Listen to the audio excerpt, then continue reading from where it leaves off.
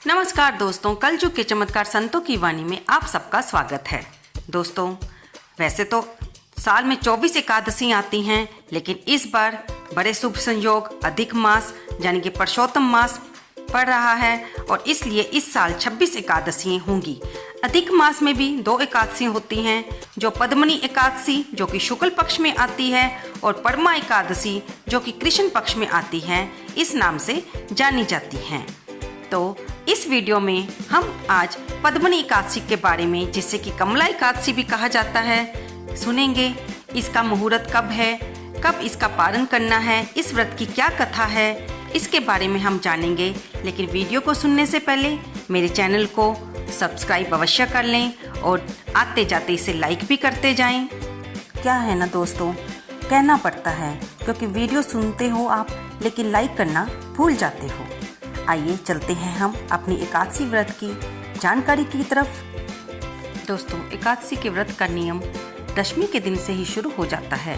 दशमी के दिन सूर्य अस्त से पहले आप सात्विक भोजन कर लें, हो सके तो भूमि शयन करें और सुबह जल्दी उठकर स्नान आदि से निवृत्त होकर अपने घर के मंदिर में या घर के पास के मंदिर में जाकर दीपक जलाएं। धूप, दीप, नैवेद्य, फूल, माला, मिठाई से भगवान विष्णु का स्मरण करें और उनके आगे घी का दीपक जलाकर फिर अपने व्रत का संकल्प लें कि आप इस व्रत को कैसे रखना चाहते हैं।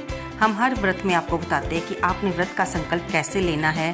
अपने हाथ में थोड़ा सा जल और उसमें फूल और दक्षिणा रखकर, क्योंकि एकादशी के व्रत में चावल रखना मना होता है, आप हाथ में फूल ले सकते हैं या सफ़ेद तिल ले सकते हैं और फिर अपना नाम लेते हुए, अपने गोत्र का नाम लेते हुए, जिस क्षेत्र में जिस जगह पर आप रहते हैं वहाँ का नाम लेते हुए और जिस दिन ये व्रत पड़ रहा है उस दिन का नाम लेते हुए भगवान के सामने व्रत का संकल्प लें कि आप ये व्रत रख रहे हैं और इस व्रत को आप फलाहार करेंगे या निर्जला करेंगे, जैसे भी आपकी शारीरिक अवस्था मानती हो वैसा संकल्प लें। उसके बाद भगवान के आगे इस व्रत की कथा को करें, फिर आरती करें। शाम को भी इसी प्रकार भगवान का पूजन करें और आरती करने के बाद जाने अनजाने हो जाने वाली भूल के लिए भगवान से क्षमा प्रार्थना करें और जिस मनोकामना के लिए आपने ये व्रत रखा है भगवान से फिर प्रार्थना करें कि आप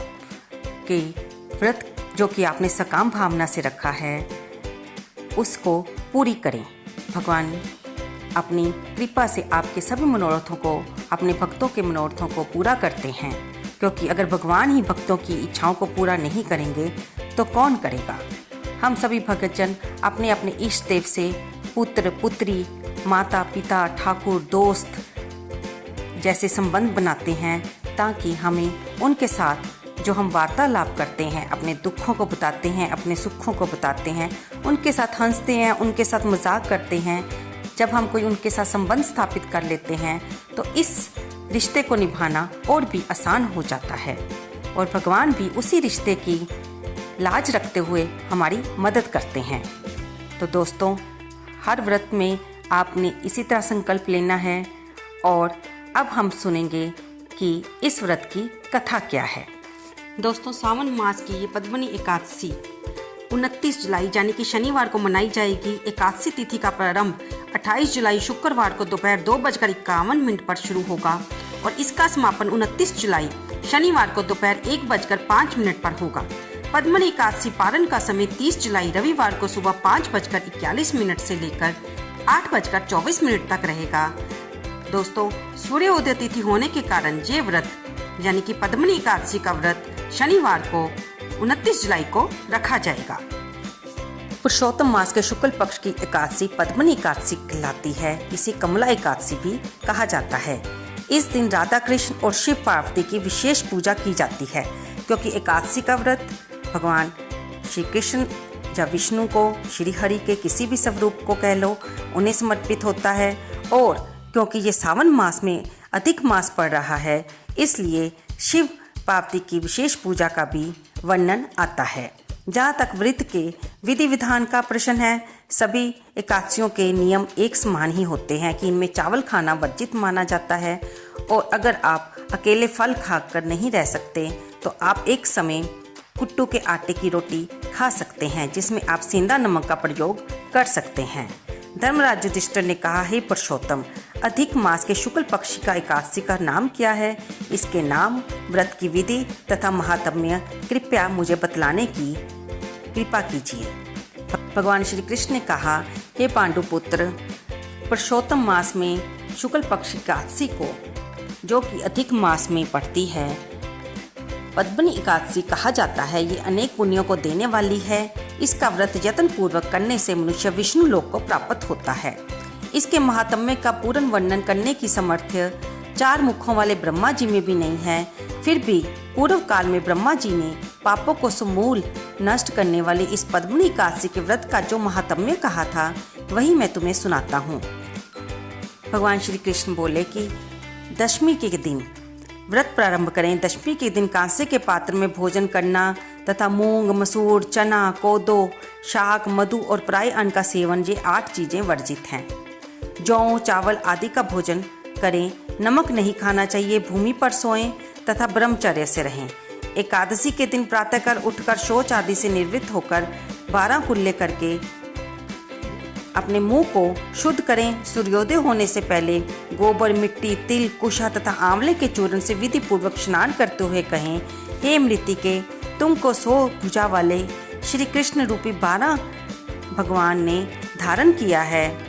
ब्रह्मा जी ने तुमको दिया है और कश्यप मुनि से आमंत्रित की गई हो। मेरे नेत्रों, बालों और सारे शरीर में लगकर मेरे अंगों को पवित्र करो। हे मृतिके, मैं तुमको नमस्कार करता हूँ। समस्त औषधियों से उत्पन्न और गौ के उदर से में स्थित पृथ्वी को पवित्र करने वाला गोबर मुझे शुद्ध करें। ब्रह्मा जी की थूक से उत्पन्न लोक को पवित्र करने वाले आंवले, तुमको नमस्कार है। तुम्हारे स्पर्श से मेरा शरीर पवित्र हो। हे शंख, चक्र, गदा धारण करने वाले विष्णु भगवान, आप मुझको अपने तीर्थ में स्नान करने की आज्ञा दीजिए।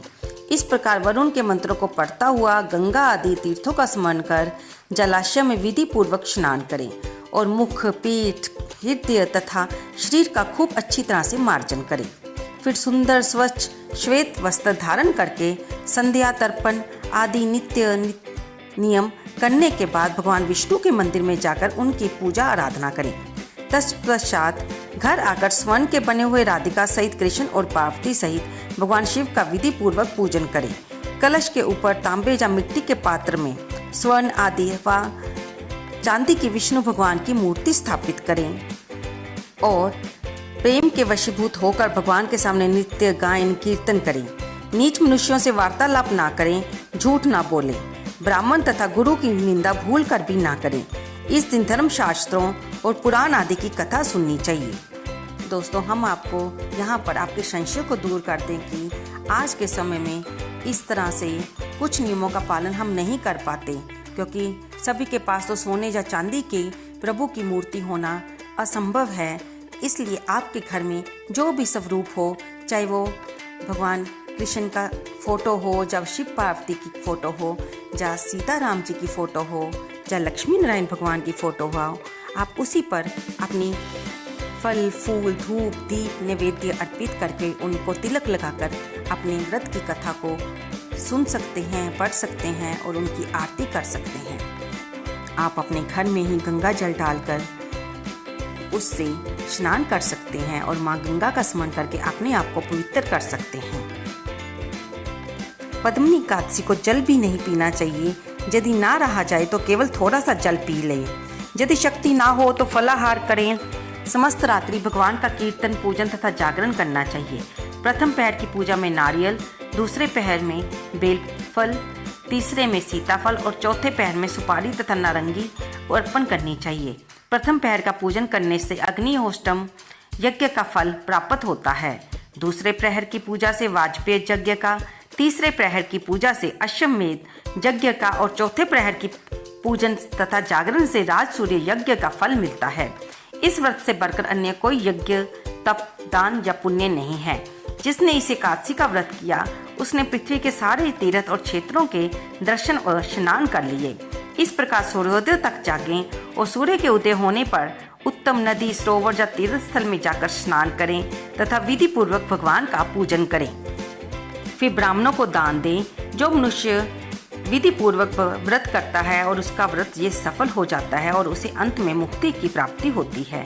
श्री कृष्ण भगवान ने इसके बाद पद्मिनी एकादशी की कथा सुनाई, जो इस प्रकार है।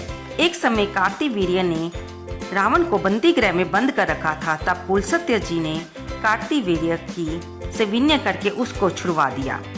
इस घटना को सुनकर नारद जी ने पुलस्त्य जी से पूछा, हे मुने, जिस महावीर रावण ने समस्त देवताओं सहित देवराज इंद्र को भी जीत लिया था, उसको कार्तिवीर्य ने किस प्रकार जीत कर बंदी बनाया, ये वृतांत मुझको विस्तार पूर्वक कहिए। तब पुलस्त्य जी ने कहा, हे नारद, पहले आप कार्तिवीर्य की उत्पत्ति का वृतांत सुनिए। त्रेता युग में राजा हय के वंश का कृतवीर्य नाम का राजा महिष्मति पुरी में राज्य करता था। उस राजा की 1000 परम प्रिय स्त्रियां थी, परंतु उनमें से किसी के भी पुत्र नहीं था। पुत्र प्राप्ति के लिए राजा ने अनेक प्रयत्न किए, परंतु भाग्यवश राजा के पुत्र नहीं हुआ और सब यत्न निष्फल रहे। पुत्र के बिना राजा को सारा राज्य दुख में प्रतीत होता था। कुछ काल बाद राजा को ये ज्ञात हुआ कि तप से सभी अभीष्ट फल की सिद्धि हो सकती है। ये सोचकर राजा कृतवीर्य तप करने हेतु वन में जाने की तैयारी करने लगा। राजा को वन में तप के लिए जाते हुए देखकर इक्ष्वाकु वंश में उत्पन्न राजा हरिश्चंद्र की पद्मिनी नाम वाली कन्या, जो कि राजा की परम प्रिय रानी थी, साथ जाने को तैयार हो गई।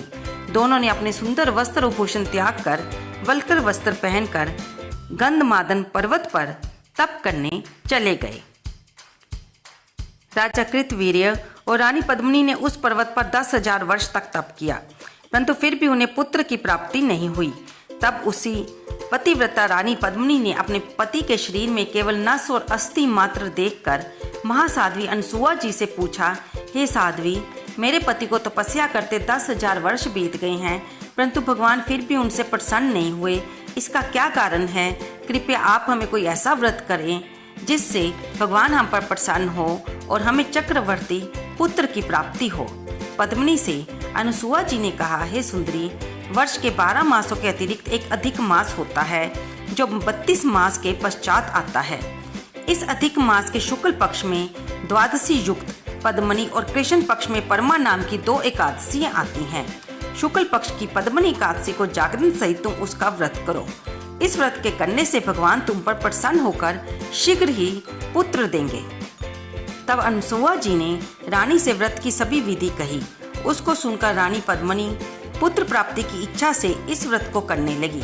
वह सदैव एकादशी को निराहार रहती और रात को जागरण करती थी। व्रत के समाप्त होने पर भगवान विष्णु प्रसन्न होकर गरुड़ पर आरूढ़ होकर उसके पास आए और वर मांगने को कहा। रानी ने उनकी स्तुति करते हुए विनय की, हे महाराज, आप मेरे पति को वरदान दीजिए। भगवान बोले, हे सुंदरी, मल मास के समान मुझको और दूसरा कोई मास प्रिय नहीं है। इसमें एकादशी का जो व्रत तथा जागरण अनसुआ जी के कथनानुसार तुमने किया है, उससे मैं तुम पर अत्यंत प्रसन्न हूँ। ऐसा कहकर संसार के दुखों का नाश करने वाले श्री विष्णु भगवान ने राजा से कहा, हे राजन, जिससे आपका मनोरथ सिद्ध हो जाए वह वर मांगो। तुम्हारी पत्नी ने मुझको प्रसन्न किया है। तब राजा कृतवीर्य ने सर्वश्रेष्ठ और तेजस्वी पुत्र का वर मांगा और कहा, हे जगदीश्वर प्रभु, मेरा पुत्र ऐसा परमवीर हो कि आपके अतिरिक्त देवता, मनुष्य, नाग, दैत्य, राक्षस आदि किसी से ना मरे। राजा की बात सुनकर और वरदान देकर भगवान विष्णु अंतर्ध्यान हो गए। इस वर के प्रभाव से पद्मिनी के कार्तिवीर्य नामक तेजस्वी पुत्र उत्पन्न हुआ। तीनों लोकों में भगवान विष्णु के अतिरिक्त उनको जीतने में अन्य कोई समर्थ नहीं था।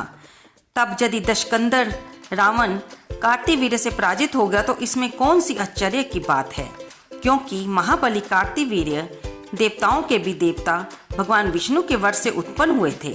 अतः रावण पर उनकी विजय कोई आश्चर्य का विषय नहीं। नारद जी को इतना बताकर पुलस्त्य मुनि अपने आश्रम को चले गए। श्री कृष्ण जी ने आगे कहा, हे राजन, ये मैंने मल मास के शुक्ल पक्ष की पद्मिनी एकादशी के व्रत का महात्म्य कहा है। जो कोई इस व्रत को पढ़ता और सुनता है, वे भी संसार में यशस्वी होकर अंत में अनंत काल तक विष्णु लोक में वास करते हैं। तो दोस्तों, ये थी सारी जानकारी पद्मिनी एकादशी के बारे में, जो कि अधिक मास की एकादशी है। इस दिन हम व्रत रखकर भगवान शिव और भगवान विष्णु दोनों की कृपा पा सकते हैं। आप ये व्रत रख के शाम को पूजा के बाद भगवान विष्णु की आरती करें और भगवान से क्षमा प्रार्थना करें और रात को जब तक संभव हो कीर्तन करते हुए रात्रि जागरण करें। अगर आप सारी रात नहीं जाग सकते तो रात के 12 बजे तक जागरण करते हुए भगवान का स्मरण करते हुए सोएं और उसके बाद सुबह उठकर व्रत का पालन करें, यानी कि ब्राह्मण को दक्षिणा देकर उसे के बाद ही कुछ ग्रहण करें। आपको ये जानकारी कैसी लगी? कृपया इसे लाइक करें, शेयर करें और कमेंट बॉक्स में जय विष्णु भगवान लिखना ना भूलें। धन्यवाद दोस्तों।